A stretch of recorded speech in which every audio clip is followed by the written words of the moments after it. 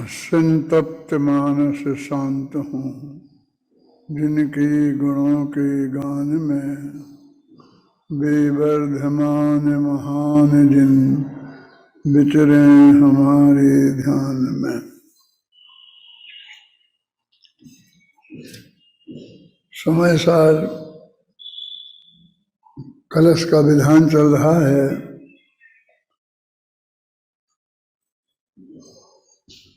ये विधान 3-4 तरह के समय सार पर लिखे गए हैं। सबसे पहले तो जो विधान लिखा गया था, जो सम्मेद शिखर में अपना जो 50 वर्ष हुए थे स्वर्ण जयंती के अवसर पर, सबसे पहले सम्मेद शिखर में हुआ था। उसमें पूरी समय सार की गाथाएं, कलश, ये सब शामिल थे। फिर बाद में ऐसा लगा कि बहुत लंबा हो जाता है और इतना टाइम में लोगों को सुविधा नहीं रहती है, इसलिए कलशों को हटाकर अकेली गाथाओं के आधार पर एक दूसरा विधान तैयार किया गया, जो समय सार विधान के नाम से जाना जाता है। फिर कलश भी बहुत अधिक महत्वपूर्ण है, इसलिए कलशों का विधान अलग से बनाया गया। वो समय सार कलश विधान के नाम से जाना जाता है। तो 3 हो गए, एक समय सार विधान, एक समय सार कलश विधान और एक दोनों का कंबाइंड बड़ा विधान। 3 प्रकार के हो गए ना। ये आवश्यकता के अनुसार जगत में सब ऐसा काम हुआ करता है। फिर ये भी मांग आई कि एक दिन में समय सार का विधान पूरा हो जाए, ऐसा विधान भी चाहिए।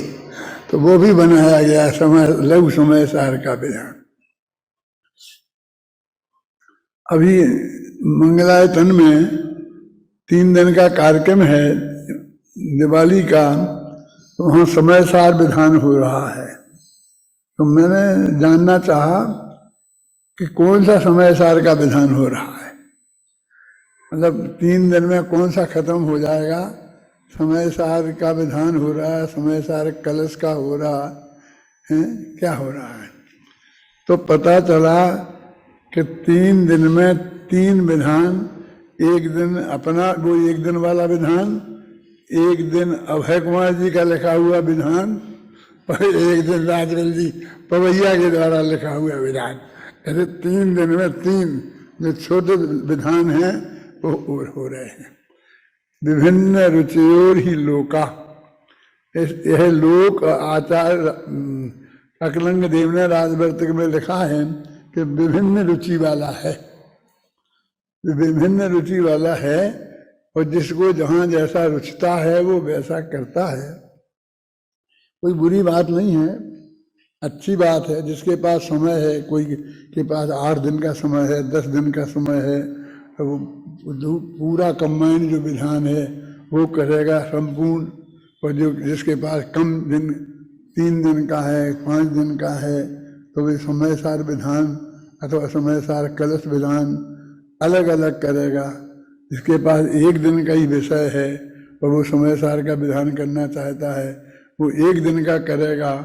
और फिर विभिन्न, किसी को रोक तो है नहीं ना। भगवान की भक्ति, पूजा, साहित्य का निर्माण प्रत्येक व्यक्ति अपने आनंद के लिए करता है, उस पर रोक तो है नहीं। तो सब लिखें। मैं तो आप लोगों से एक दफा कहा था विद्यार्थियों से कि सब लिखो, सब विषयों पर सब लिखो। ये नहीं कि इनने तो दादा ने लिख दिया, फलाने ने लिख दिया तो मत लिखो। तो सब कौन पढ़ेगा। जिसमें ताकत माने पढ़ने वाले में ताकत नहीं, जिस विधान में ताकत होगी, जितना अच्छा बना होगा, जितना व्यवस्थित बना होगा, जिसमें विषय वस्तु अच्छी होगी, वो पढ़ा जाएगा, दूसरे नहीं पढ़े जाएंगे। ये जगत अपनी अपनी रुचि से निर्णय करेगा, समझ में है ना। अभी इन्होंने देवलाली वालों ने पहले भी ये विधान किया था, शायद 4-6 महीने पहले। अभी दोबारा दूसरा विधान करने की सोच रहे थे, लेकिन अंत में उनको यही कम समय सार कलश विधान ही करने की इच्छा हुई, क्योंकि ये समय सार के कलश हैं, ये बहुत ही मार्मिक हैं। समय सार की संपूर्ण विषय वस्तु तो इसमें आई गई है, लेकिन जिस सुंदरतम तरीके से आई है, जिस युक्ति से आई है, जिस भावुकता से आई है, जिस रूप में प्रस्तुत की है, वो बहुत ही सहज और अच्छी है। इसलिए उन्होंने यही विधान करने का नक्की किया। और मेरे को भी सहज भाव ये आया कि इस विधान के संबंध में थोड़ा यदि इस पर ही प्रवचन करें तो 4-5 दिन में इसका थोड़ा अच्छा सा परिचय हो जाएगा। इस दृष्टि से अपन ये चला रहे हैं। अपन ने पहली पूजन की जयमाल, जो समय सार के कलश विधान के नाम से पहली पूजन है, वो कल शाम को 8:30 बजे जो अपन मन की बात वाला कार्यक्रम था उसमें पढ़ी थी अपन ने। और उसमें समय सार कलश क्या चीज है इसको विस्तार से बताया था। अभी ये समय सार का की विषय वस्तु के संदर्भ में विधान चलता है, इसलिए जो उसका पहला जीवाधिकार है उसकी पूजन है। अब उसमें जितने भी छंद हैं उन छंदों के अर्घ तो अभी आपने चढ़ाई हैं और वे भी काफी सरल भाषा में हैं। समय सार कलश के पद्यानुवाद हैं, वो उनके आप लोगों ने पढ़े हैं। उन सब का व्याख्यान अभी नहीं किया जा सकता है, इसलिए जयमाला में उसी का संक्षेप में हमने दिया है। और उसके आधार पर अपन जो भी 1 घंटा चर्चा करेंगे वो समय सार के जीवाधिकार की चर्चा करेंगे। अब ये एक दृष्टि से हम एक बात समझना बहुत जरूरी है। जीवाधिकार है तो जीव और अजीव इनमें क्या अंतर है, इनमें क्या जानना जरूरी है। तो उन्होंने कहा वास्तव में जीव और अजीव का जिसमें वर्णन हो उसका नाम जीवाधिकार नहीं है। सुनील, तो क्या है? अजीव से भिन्न जीव क्या है, इसका नाम जीवाधिकार है। बताना तो हमें मूलतः जीव है। तो हमने सारी दुनिया को हम 2 भागों में बांटते हैं। तो एक को कहते हैं जीव और बाकी सारी जो चीजें हैं उसको हम कहते हैं अजीब। तो यहाँ जीव किसको कहा है, अजीब किसको कहा है? मैं जीव हूं और मैं अजीब नहीं हूं, तो मैं क्या हूं और मैं क्या नहीं हूं, ये बात समझाना मूल उद्देश्य है। इसमें 29 प्रकार के भावों को अजीब के रूप में गिनाया है।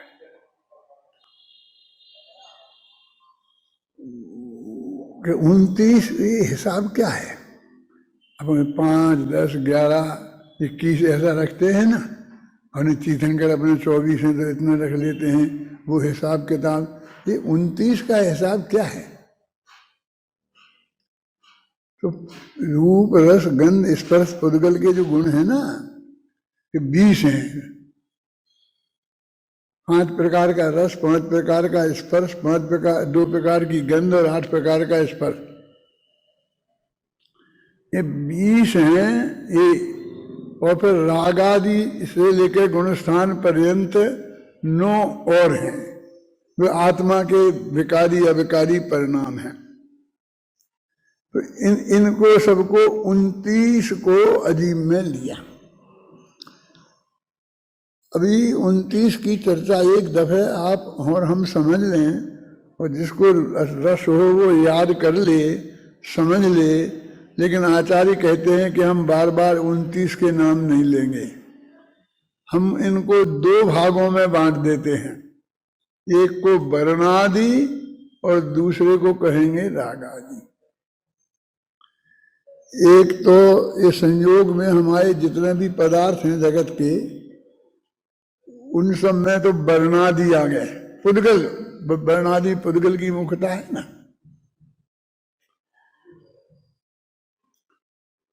आकाश में, काल में, धर्म में, अधर्म में, इनमें तो कोई की एकत्र बुद्धि का ज्यादा सवाल नहीं है। ये पुद्गल जो शरीर आदि के रूप में है, मकान आदि के रूप में है, ये सारी सामग्री के रूप में है, तो एक वो उनको वर्णादि में लिया। और आत्मा में उत्पन्न होते हैं मोह राग द्वेष के भाव, गुण स्थान, मागणा स्थान, ये सब गिनाते हैं ना। तो ये 9 ऐसे जो 29 प्रकार के भावों को उनने वर्णादि और रागादि इन 2 भागों में बांटा। इस समय सार में ये कलश आता है आगे, वर्णाद्यावा राग मोहादयोवा सर्वे भावा भुन्न एवास्य पुंसा, के वर्णादि और रागादि, वर्णाद्यावा राग मोहादयोवा, बाबा ने अथवा है, वर्णाद्यावा राग मोहादयोवा सर्वे भावा एष पुंसा भिन्ना एव। पुंसा माने भगवान आत्मा, इस भगवान आत्मा से भिन्न ही है। वर्णाद्यावा राग द्वेषादयोवा, वर्णादि में अजीब तत्व आ गया, और राग मोहादयो में आश्रव, बंध, समय, निद्रा, मुख सब आ गए। रागाद्यावा वर्णाद्यावा राग मोहादयोवा सर्वे भावा, भाव, भाव माने जानते हो, भाव माने द्रव्य भी होता है, भाव माने गुण भी होता है, भाव माने पदार्थ भी होता है, भाव माने तत्व भी होता है। तो सारे पदार्थ इस भगवान आत्मा से भिन्न ही हैं। सर्वे भावा भिन्न एवास्य पुंसा, इस भगवान आत्मा से भिन्न ही हैं। बिल्कुल जिसका पद्यानुवाद पंडित दौलत राम जी ने बहुत अच्छे शब्दों में कर दिया है कि वर्णादि रागादिते निज भाव को न्यारा किया, निज भाव को न्यारा किया, वर्णादि और रागादिते निज भाव को न्यारा किया। अभी न्यारा किया है, कुछ करना वरना कुछ नहीं है, न्यारे तो वे हैं ही। वर्णादि और रागादि भगवान आत्मा से जुड़े हैं, न्यारे हैं, लेकिन किया का मतलब अपने ज्ञान में जाना। अभी तक हम उनको एक ही समझते थे, तो उनको हमने अपने ज्ञान में भिन्न जाना, उसी का नाम है न्यारा किया। तो अपने छेड़ाला में भी आ गई ये पंक्ति, ये समय सार में भी आ गई ये पंक्ति, और जगह जगह ये पंक्ति आती है। तो इसके आधार पर माने इन सब भाव 29 प्रकार के भावों से भगवान आत्मा भिन्न है, ये बात इसमें बताई है। देखो ये गाथा सामने आई है इसमें, वर्णाद्यावा राग मोहादयोवा, इसमें। तो इस तरीके से इनको यहां समझाना है। तो इनके साथ हम किस प्रकार की गलती करते हैं,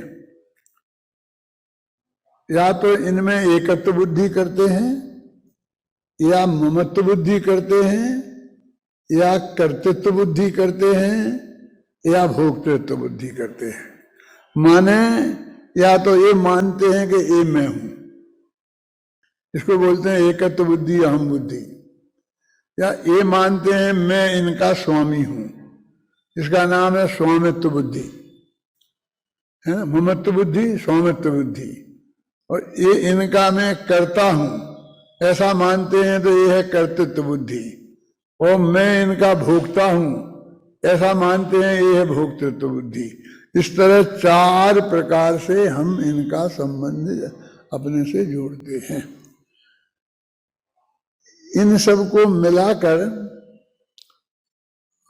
हमारे कवियों ने, हमारे विद्वानों ने, आचार्यों ने एक देह शब्द का भी, देह और आत्मा, तो एक तरफ देह जब वो कहते हैं तो देह का मतलब ये 29 प्रकार के भाव ले लेना, प्रतीक के रूप में बात करते हैं, क्योंकि देह अपने सबसे नजदीक का परद्रव्य है।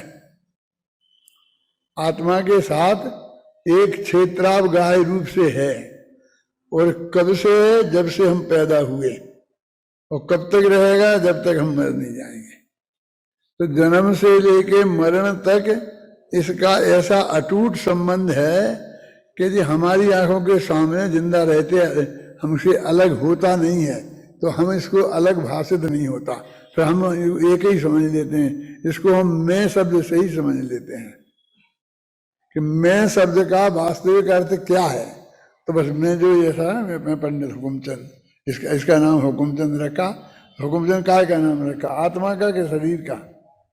कि वो सब उसमें आत्मा में जो ज्ञान है वो भी, जो राग है वो भी, ये सब शामिल करके जो कुछ मिलाकर यहाँ है उसका नाम हमने ये रखा, एक मान लेते हैं। तो अब ये कहते हैं कि इनके ये 5 प्रकार के जो संबंध हैं, एकत्व, ममत्व, कर्तृत्व, भोक्तृत्व 4 हैं, एक 5वां है ज्ञातृत्व, उसकी बाद में बात करेंगे। तो 4 प्रकार के जो संबंध हैं इनको हमें तोड़ना है। ये किसी ना किसी रूप में, ये पहले तो इसमें अहम ऐसा समझता ये है सो मैं ही हूं।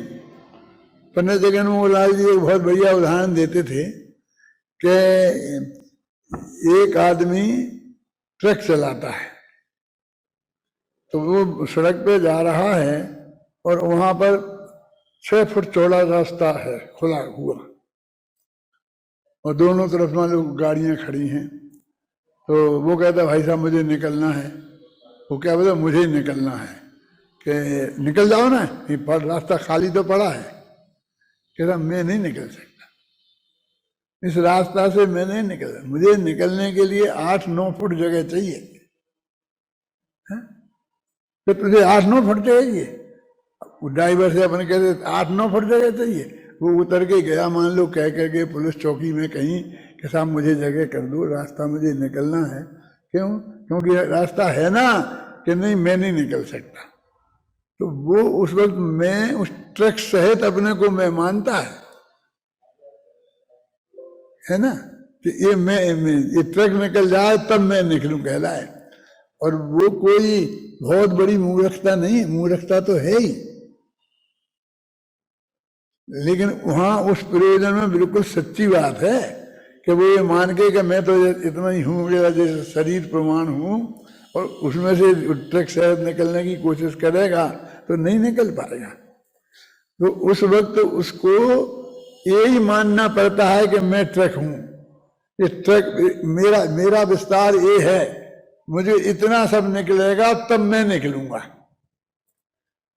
लेकिन ट्रक जुदा है और वो बिल्कुल जुदा है, दोनों जुदे तो है ना। वो उस मौके पर वो मानना सत्यार्थ है, वो सच्ची बात है। और हमेशा ही वो मान ले गए कि मैं ट्रक हूं, और जगह अपने घर में जाए और दरवाजे से कहे मैं नहीं निकल सकता, ये क्यों नहीं निकल सकता? वो अपने को ट्रक ही मान रहा है। जब ट्रक में से उतर जाएगा तो उसे ये समझना पड़ेगा ना है कि मैं क्या हूं। तो इसलिए वो कहते हैं कि ये जो हमारे शरीर सहित आत्मा है, वर्णादि सहित आत्मा है, तो ये इसमें एकत्व बुद्धि, अहम बुद्धि करता है। जैसे वो ट्रक में अहम बुद्धि करता है ना,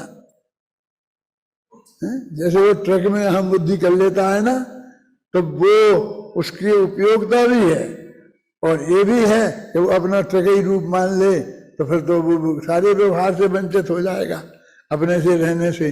इसलिए उसे कहते हैं पर पदार्थों में एकत्व बुद्धि करता है।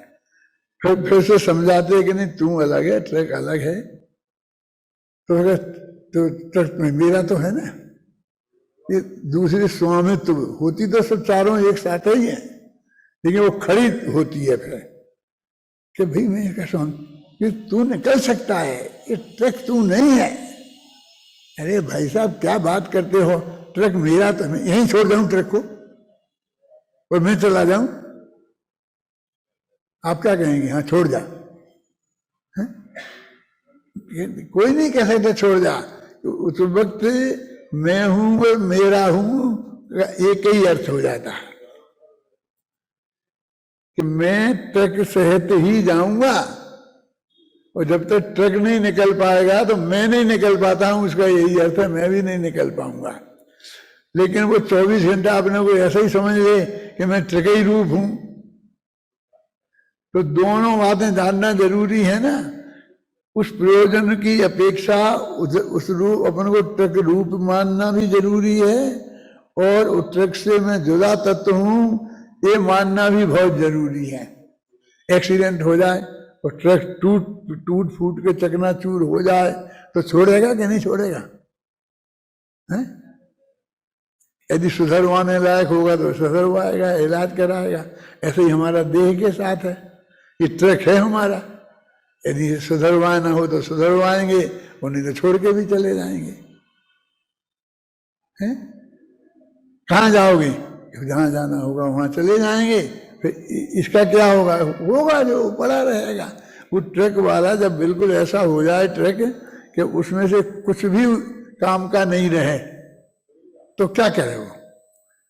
उसे यहां से ले जाए तो धुलाई और लगे, धुलाई के पैसा लगे उसे, तो छोड़ के ही चला जाता है ना। यहाँ तो आपने नहीं देखा है कि अमेरिका में सैकड़ों गाड़ियां सड़क पर ऐसी एक किनारे पर पड़ी रहती हैं, क्यों? खराब हो गई और अब ले जाने लायक नहीं रही, और उन्हें तो गाड़ी बदलनी है तो वे वहीं छोड़ जाते हैं। और हमने पुरानी गाड़ी छोड़ दी, नई गाड़ी खरीद ली, और हमारे पास एक गाड़ी के रखने लायक ही गैरेज है, और वहां पे गैरेज के बिना बाकी बाहर रख नहीं सकते हैं, तो क्या करते हैं? सड़क पे छोड़ देते हैं ना। तो पुलिस आके कहती है किसकी गाड़ी है? कोई नहीं बताता हमारी गाड़ी है। क्यों? क्या उससे मिलने वाला तो कुछ नहीं है, हैं? और उसकी फुकवाई के पैसा और लगना है। तो ऐसा नहीं चाहे जहां फेंक देंगे, वो कोई बहुत जंगल में दूर जाकर ऐसी जगह होगी बिल्कुल फालतू जगह, जहां कोई नहीं, तो कि हमारे यहां मत रखो, वहां फेंकनी पड़ेगी ना। तो उसमें एकत्व बुद्धि में दूसरी ममत्व बुद्धि, माने ये मेरी है, ये मैं हूं और ये मेरी है। फिर तीसरी होती है कर्तृत्व बुद्धि कि साहब ये टोडरमल स्मारक भवन है, तो वे कहते हैं मैं और टोडरमल एक ही समझो। हम कहते हैं हम ऐसा नहीं कर सकते, हम ये नहीं कर सकते। अपन बोलते हैं सब, जिन कुमार बोलता है ना ऐसा, हमारे यहाँ ये नहीं हो सकता। सब इसके साथ एकत्व, इसमें एक ईंट तुम्हारी है? फिर भी ये व्यवहार चलता है ना, और जरूरी है कि नहीं है एकत्व का और स्वामित्व का। अब मैं देह से, ट्रक से स्मारक पे क्यों आया? क्योंकि जरूरत है। वो ये कहता है कि ना तो मैं हूं ये, और ना ये मेरा है, इसकी रजिस्ट्री मेरे नाम नहीं है, ट्रस्ट के नाम है, और ट्रस्ट में मैं ट्रस्टी नहीं हूं, मैं कुछ नहीं हूं। तो जो कुछ नहीं हो तो हम लोग सब हैं जो, क्यों? तो वे भी तो कहते हैं कि ये मेरा है, और आज तक किसी ट्रस्टी ने विरोध नहीं किया है, नहीं किया ना, क्योंकि वो अपेक्षा एक दूसरे की हम सब समझते हैं कि ये कैसा कह रहा है, और ये कोई बुरा भाव नहीं है, समझते हैं ना। तो ये मैं हूं, ये मैं नहीं हूं। फिर वो जब कहते हैं कि नहीं तुम, जो वो ट्रस्टी कहते हो कि हम मेरा तो है कि मेरी चलेगी, हाँ चलेगी तुम्हारी, लेकिन ये तुम्हारा नहीं है, ये ट्रस्ट का है। नहीं साहब मैं कहता हूं मैं ट्रस्टी हूं, तुम ट्रस्टी हो का अर्थ समझते हो क्या है? इस समाज ने तुम पर ट्रस्ट किया है, विश्वास किया है कि तुम इसको संभालोगे, तुम संभालने के ट्रस्टी हो। मैं जरा और शुद्ध हिंदी में बताता हूं लोगों को, तो मैं कहता हूं तुम झाड़ू लगाने के ट्रस्टी हो। माने इसकी सफाई मेंटेन करने के दृष्टि हो। यदि सफाई नहीं होगी, गंदगी होगी, तो तुम्हें टोका जाएगा, तुम्हें नाम रखा जाएगा, हैं? क्या तुम इसके मालिक नहीं हो? ऐसा ज्ञान कराते हैं कि नहीं? फिर वो कहता है कि हम इसका उपभोग तो कर ही सकते हैं, रोजाना आके बैठ के इसमें प्रवचन कर सकते हैं, बैठ सकते हैं, इसके भोक्ता तो हैं। तो फिर कहते भोक्ता भी नहीं हो। तो चार तरह से जो व्यवहार प्रवृत्ता है और अज्ञान प्रवृत्ता है, दो चीजें हो गई। ये सामान्य काम चलाऊ जो हमारी बातें मैंने बताई हैं अभी, वो तो है व्यवहार, और उससे फिर हम इसे अपना ही मान लें, हम स्वामी बन जाएं, हम कर्ता भोक्ता बन जाएं, ये अज्ञान है ना। एक व्यवहार प्रवृत्ता है और एक अज्ञान प्रवृत्ता है। तो व्यवहार को तो स्थान मिला हुआ है, आगम में भी और लोक में भी, लेकिन वो अज्ञान को स्थान नहीं मिला हुआ है। तो ये समझाते भी हैं कि ये मैं हूं, मेरे हैं, मैं इनका कर्ता भोक्ता हूं, और ये भी समझाते हैं कि ना ये तू है, ना ये तेरे हैं, ना तू इनका कर्ता और भोक्ता है। तो ये चार प्रकार का ज्ञान है ना। तो समय सार में यही समझाने का बीड़ा उठाया है। तो सबसे पहले जो जीवाजीवादिकार की पूजन अपन ने की है, उस पूजन में अभी ये मैं हूं और ये मेरे हैं, ये व्यवहार समझाया है। इसे एकत्व ममत्व का बोलते हैं, अथवा स्वामित्व का, है ना। अहम बुद्धि और स्वामित्व बुद्धि का बोलते हैं। ये व्यवहार से ये मैं हूं, और शरीर की बात कर रहे हैं ना, व्यवहार से ये मैं हूं, ये जब मैं बोलता हूं तो अकेला शरीर नहीं, उसके साथ आत्मा भी है ना। मोहादि के 29 प्रकार के सब भाव हैं, ये सब मिल करके मैं हूं का व्यवहार करता हूं, और वो व्यवहार अत्यंत आवश्यक है। उसके आधार पर पूरा प्रथमान योग खड़ा है, उसके आधार पर पूरा चरणान योग खड़ा है। अपने सारे शास्त्र वो इतना साधारण नहीं है। उसका घी के घड़े जैसा व्यवहार, घी के घड़े बिल्कुल सफेद झूठ। और हमारे यहाँ के तो कुछ पंडित लोग झूठा लाल ऐसा कहते उसकी मजाक उड़ा दे। वो ऐसा झूठा लाल नहीं है, उससे बहुत पूरा। ऋषभदेव के 2 पुत्र थे, भरत बाहुबली। आज बोलते कि नहीं बोलते हैं अपन कि 96,000 रानी आती हैं भरत चक्रवर्ती की। तो ये सब व्यवहार वास्तविक है। यदि इसे नहीं मानेंगे तो स्वस्त्री और परस्त्री का व्यवहार करना संभव नहीं होगा, क्योंकि फिर तो सारी स्त्रियां पर ही हैं, कोई स्व है ही नहीं, फिर तो पशुओं जैसी प्रवृत्ति हो जाएगी, है ना। तो वो कहते हैं कि चरणान योग का सारा, अनुवृत्त का सारा व्यवहार इन्हें अपना मान्य रूप व्यवहार से खड़ा हुआ है। ये मेरे हैं, ये एकदम उड़ा देने वाली बात नहीं है, कि उड़ा देने वाली बात नहीं, बहुत बड़ा सत्य है इसमें। अरे ये तो जाने दो, ये हिंदुस्तान हमारा है, क्यों? ये सत्य नहीं है। हम पाकिस्तान जाएं, अमेरिका जाएं, तो हमें वीजा लेना पड़ता है ना वहां का। हिंदुस्तान के किसी भी शहर में जाएं तो हमें वीजा नहीं लेना पड़ता है। तो एक इतना बड़ा व्यवहार, इतनी बड़ी व्यवस्था इसके आधार पर है। तो अब क्या करें? इसको अपना ही मान लें। मोक्ष जाना है कि नहीं, तो इसे छोड़ना पड़ेगा कि नहीं? कि छोड़ना पड़ेगा तो तकलीफ होती। अरे अपना है ही नहीं, ये तो मात्र उतने व्यवहार के लिए अपना था। तुम नाटक में पाठ कर रहे हो किसी राजा का, और ये भ्रम में हो जाओगे मैं राजा ही हूं, कि उस वक्त तुमको अपने को राजा ही मानना के व्यवहार करना पड़ेगा, और तुम्हें वो नाटक खत्म होते ही तो अपने उस पर आ जाना पड़ेगा, मैं तो रमेश सुरेश हूं, है ना। तो ऐसा एकत्व भी इस सबके साथ, देह के साथ भी और भी जिन जिन चीजों के साथ एकत्व ममत्व, तो जो कुछ शरीर के साथ एकत्व है और मकान के साथ ममत्व है। हम मैं इसका स्वामी हूं ऐसा बोलते हैं, शरीर को तो ऐसा नहीं कहते मैं इसका स्वामी हूं। अभी ऐसा ही व्यवहार प्रचलित है, बात एक ही है, इसलिए कहते हैं एकत्व ममत्व कोई फर्क नहीं है, वही अज्ञान वही नए उसी टाइप का इसमें भी, शरीर में भी है और मकान में भी है।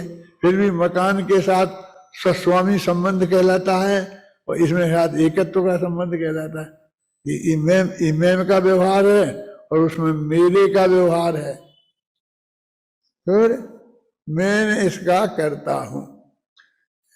अपन को मकान बनाना है तो आर्किटेक्ट होते ना, ये नक्शा बनाते हैं बनवाते हैं, तो उनके पास अपन जाओ तो अपन कहते हैं आपने कोई मकान बनाया है? हाँ बनाया है। कहाँ है? यहाँ तो नहीं, अजमेर में बनाया था मैंने। वो तो जहाँ मिलता है काम वहीं बनाना पड़ता है ना, तुम चलो मेरे साथ, तुम्हें अजमेर में तुम्हें दिखा सकता हूँ कि मैंने बनाया है। और वो अजमेर जाता है, देखता है कि कैसा बनाया इसने, उसे करता मानता है ना। वो भी मकान जिसका है उसका है। अब उसका उस पर अंदर प्रवेश में उसे परमिशन लेनी पड़ेगी। वो बाउंड्री के भीतर नहीं घुस सकता बिना पूछे, जैसे और कोई XYZ नहीं घुस सकता, ऐसा वो भी नहीं घुस सकता। ख्याल में है ना। फिर भी उसका कर्ता तो अपने को मानता है क्या? नहीं। और दूसरा है जो किराए से रहता है, और नहीं धर्मशाला है तो अपने वैसे बिना किराए के भी रहता है, तो भी वो उसका अपना भोक्ता भी मानता है कि नहीं। तो ऐसा कर्तृत्व तो भोक्तृत्व ये भी क्षणिक क्षणिक का व्यवहार होता है, तो ना वो वास्तविक स्वामी है उसका, ना करता है, ना भोगता है, ना उस रूप तो है ही नहीं। तो ये 4 प्रकार का ज्ञान हो गया। तो उसको पूरा ही अपना ही मान ले, था तो उस प्रयोजन पुरता। वो प्रयोजन भी बहुत साधारण नहीं है, बहुत जबरदस्त प्रयोजन है। जैसे मैंने बताया ना, अनुव्रत महाव्रत का व्यवहार सारा चरणान योग उस पर खड़ा है, और पूरा प्रथमान योग कोई किसी का नहीं होता ना। स्त्री पुत्रादि मकान अपने बराबर बताते रहते हैं, भाई मुनिराज जी उपदेश देते हैं पहले, और फिर वही किताब लिखते हैं और फिर प्रवचन करते हैं। तो आदिनाथ के 2 पुत्र थे, फलाने ये थे, इतना था, इतना राज्य था, इतना ऐसा भी बताते हैं, है ना। मेरा मतलब वो व्यवहार भी बहुत पूरी तरह प्रचलित है। जो ये कहते हैं कि निश्चय व्यवहार का रहस्य समझना, वो ये समझना है कि ये समझोगे तो हमने सम्यक ज्ञान हुआ, और नहीं समझा तो फिर वो अज्ञान का अज्ञान है ही। हमने उसे मानेंगे और उससे गलत मानने से जो नुकसान होता है वो नुकसान भी हमारे के लिए होगा। देखो ये जो बातें, इतनी बातें मैंने अभी आपको बताई, ये पढ़ो तुम तो और इनमें से वो खोजना जो मैंने आपको बातें बताई हैं, पढ़ो। वरुणादि और राग आदि से। हाँ, वर्णादि और रागादि से, अरे जरा देख के पढ़े। वर्णादि और रागादि जड़ से आत्मा की भिन्नता का विशद वर्णन किया है रे इस प्रथम अधिकार में।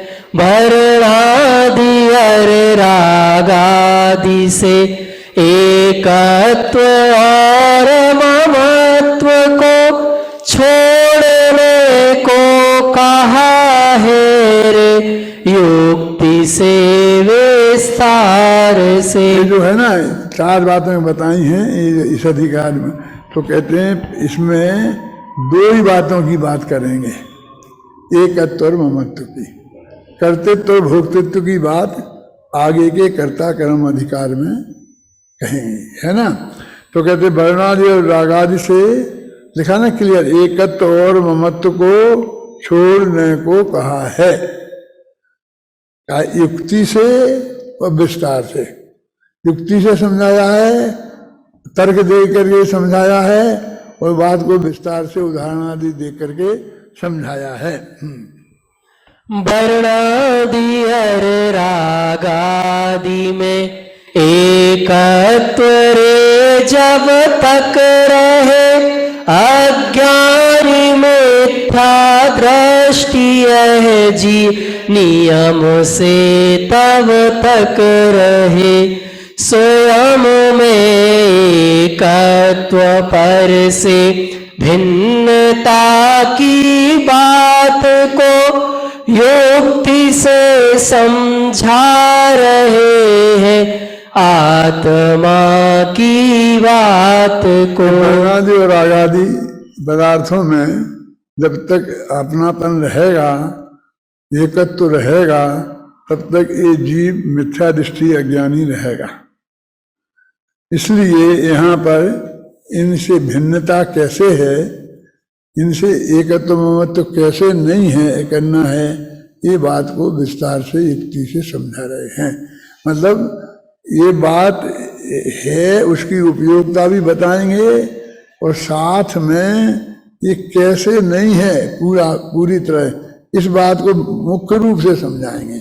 इसमें वो बात तो गौण रूप से आएगी और ये मुख्य रूप से आएगी। देखो, लोग कहते हैं कि समय सार में अकेले निश्चय की बात है, व्यवहार की बात बिल्कुल नहीं है।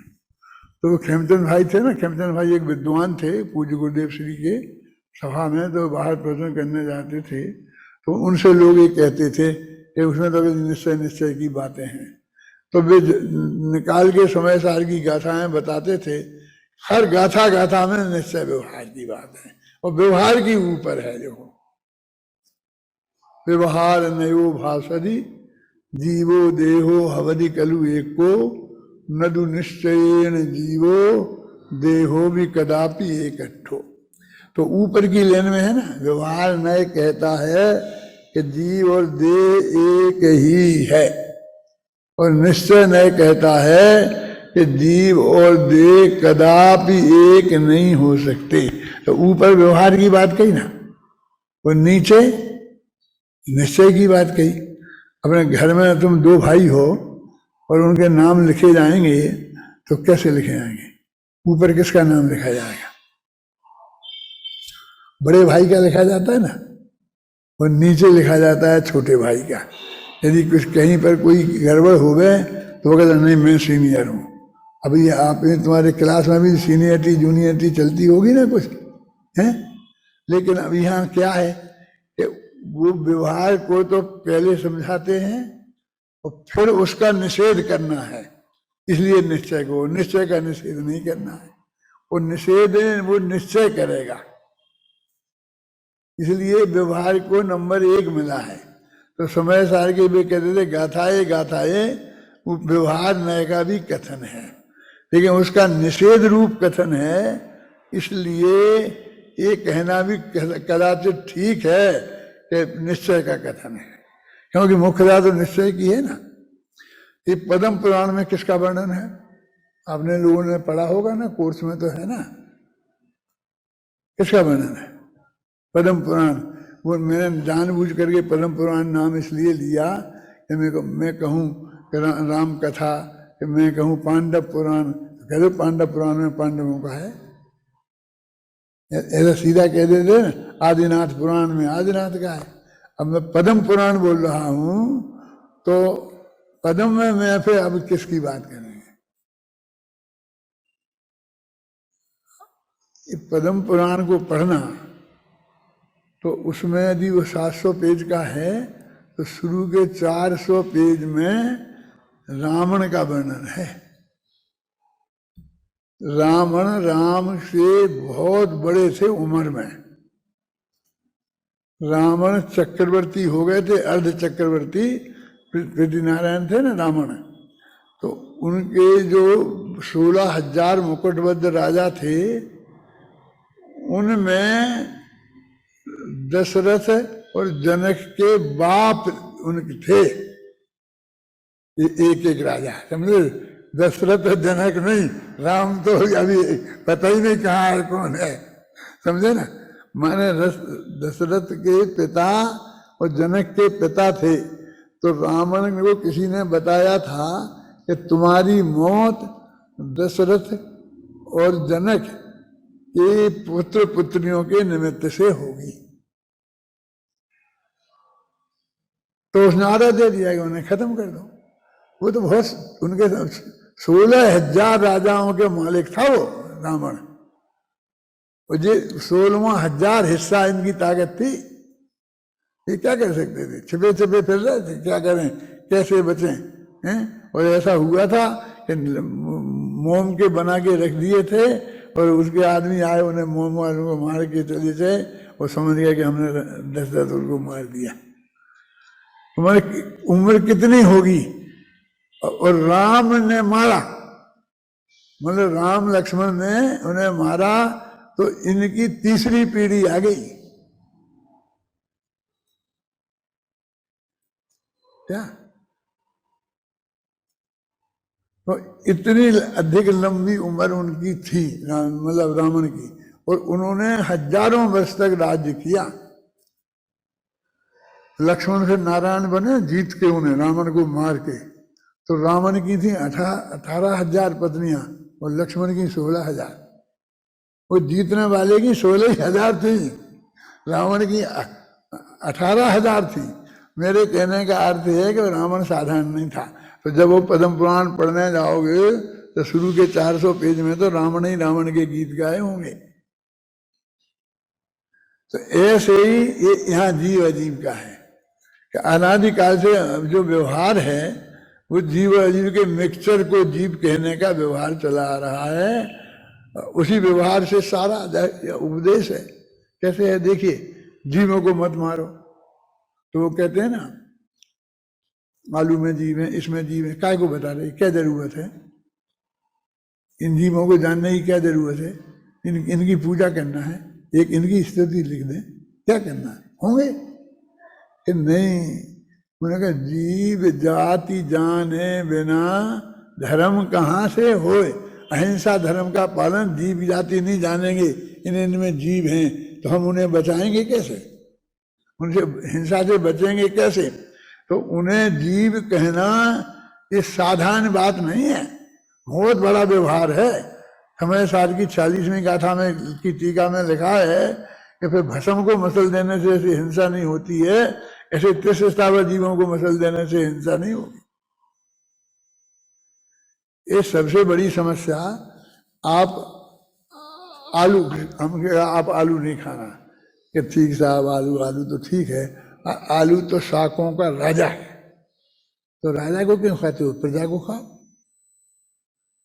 शाकों का राजा है ना, उसमें अनंत जीव हैं। तो वो कहते हैं अनंत जीव हैं तो तुम्हें जीवों की दया नहीं है तुम्हारे हृदय में, ऐसी बात नहीं है। वे जीव बड़े होकर तुम्हें चलते फिरते दिखने लग जाए मक्खी मच्छर जैसे, तो तुम नहीं खा सकते। वास्तव में हमें भरोसा ही नहीं होता कि इसमें जीव है।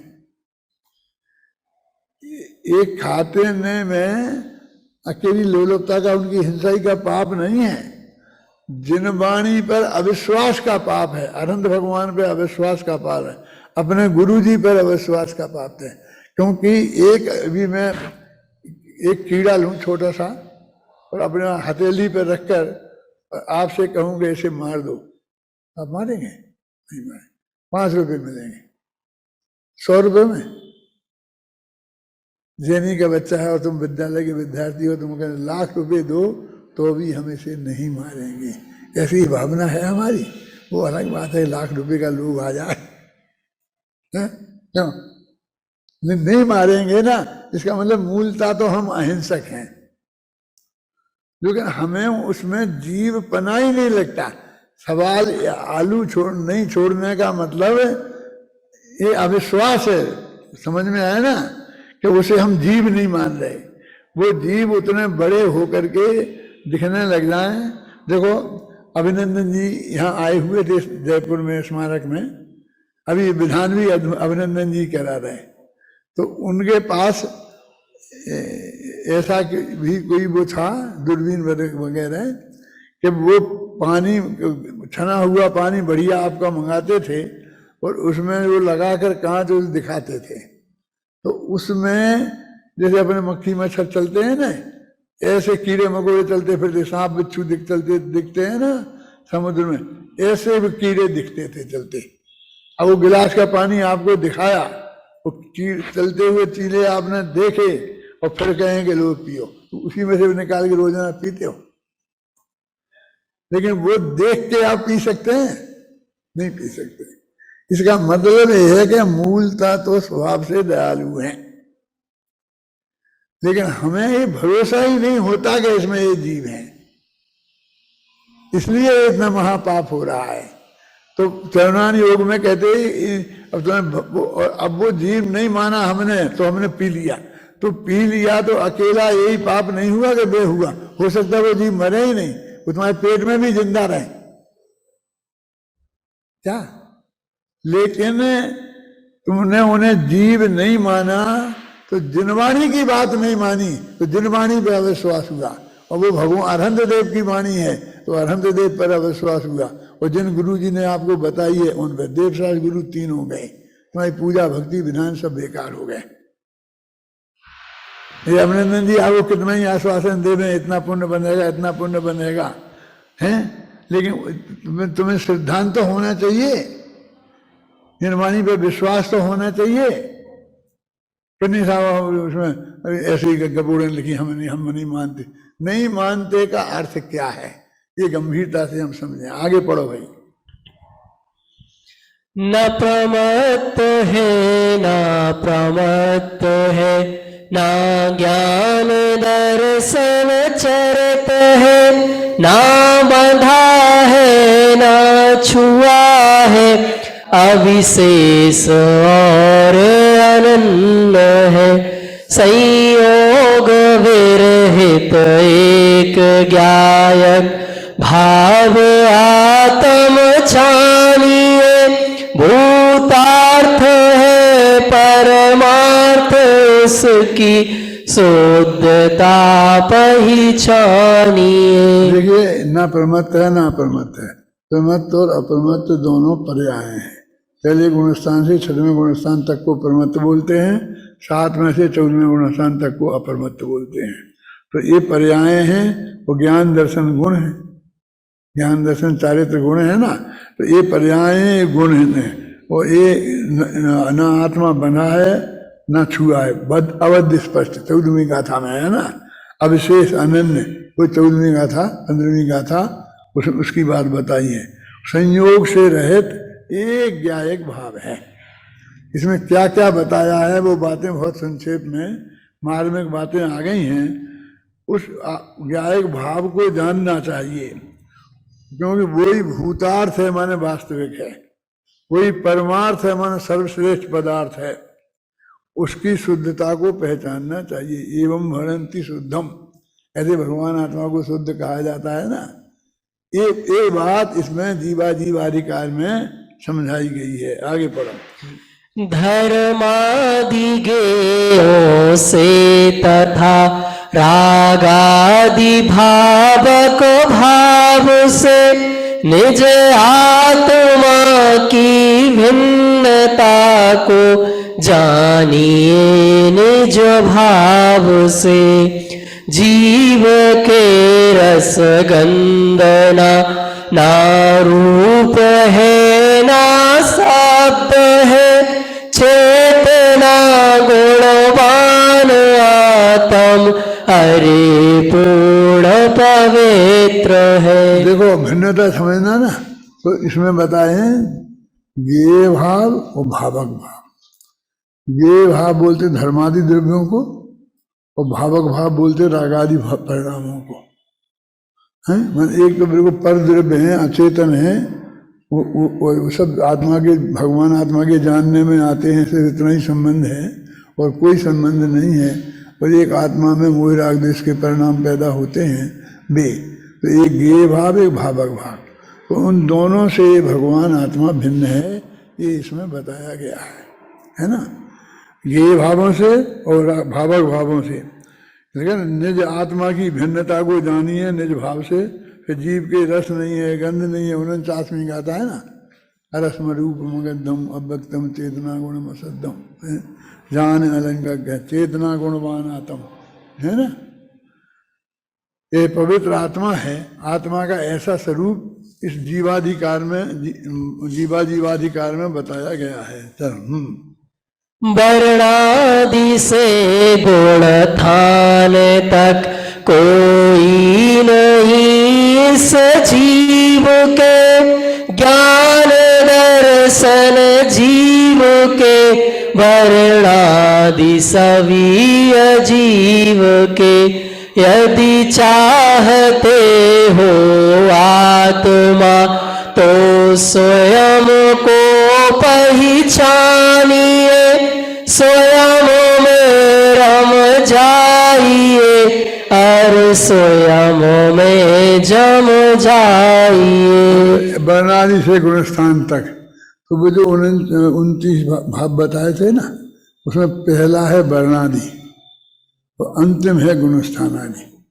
तो वर्णादि से गुणस्थान आदि लेकर जितने 29 प्रकार के भाव हैं वो जीव से भिन्न हैं, वे जीव नहीं हैं, अजीब हैं।